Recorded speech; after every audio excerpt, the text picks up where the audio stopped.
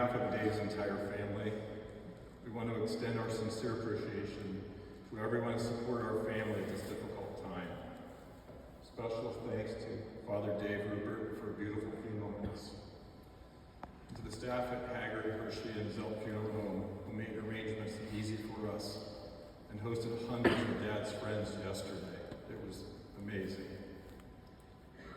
Thank you to my wife, Gina, for sharing her special love with my dad, with you, and for Mark Gerber's amazing tribute.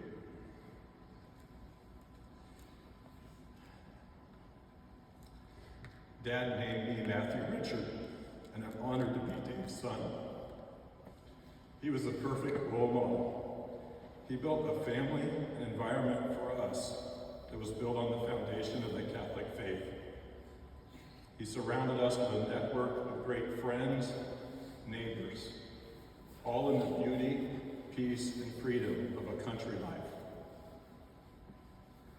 Now, our relationship was typical of most father and son relationships, I guess. You know, dad gives advice, son doesn't listen, something goes horribly wrong, and son never tells dad about it. One piece of dad's advice to me was like this: never pull 3 wagons down the road. Don't drive fast on stone roads. And always, always use this little thing called a hitch pin clip. Turns out, that was pretty good advice. I probably should have listened to it.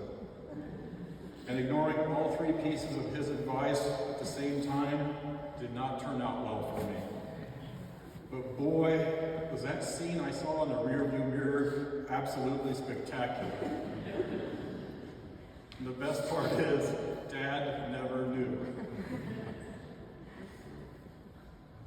One of my favorite toys as a kid farmer was this. It'd be hard to see in the back. It's a simple toy. When Dad bought a cul-de-packer for his real farm, I wanted one for my carpet farm too. So we went out in the barn and he made me one from a broom handle and a piece of wire. It worked great, still rolls today, 45 years later. It fit perfectly behind my toy disc and made the most beautiful patterns in the family room red shag carpet. I learned many lessons from my dad, which I try to pass on to my own family and other people I encounter. Always put other people first. Be humble. Take care of the people who can't take care of themselves. Worldly accomplishments never mattered much to Dad. Good grades, athletic wins, job promotions, wealth. That's not how he measured success. He was far more concerned that his children were of good moral character and had properly formed conscience to know right from wrong. He taught us to be generous to others with our gifts and talents.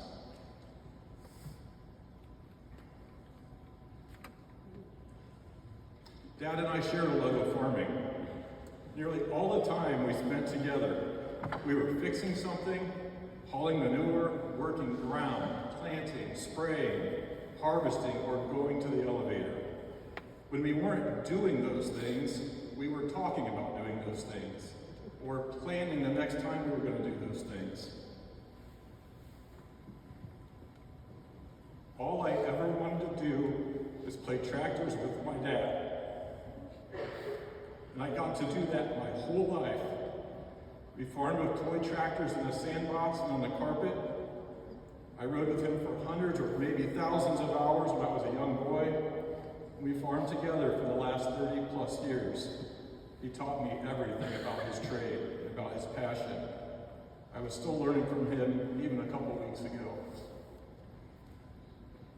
There was a song by Confederate Railroad titled Daddy Never Was the Cadillac Kind that describes a father's last car ride to the cemetery from the viewpoint of his son. The last verse says, Daddy left us last November. I don't remember him ever looking better, all laid out in his Sunday best. I'm sure instead of all the attention, all he would want is a few words mentioned. A simple man simply laid to rest. As they drove him away in that big Cadillac,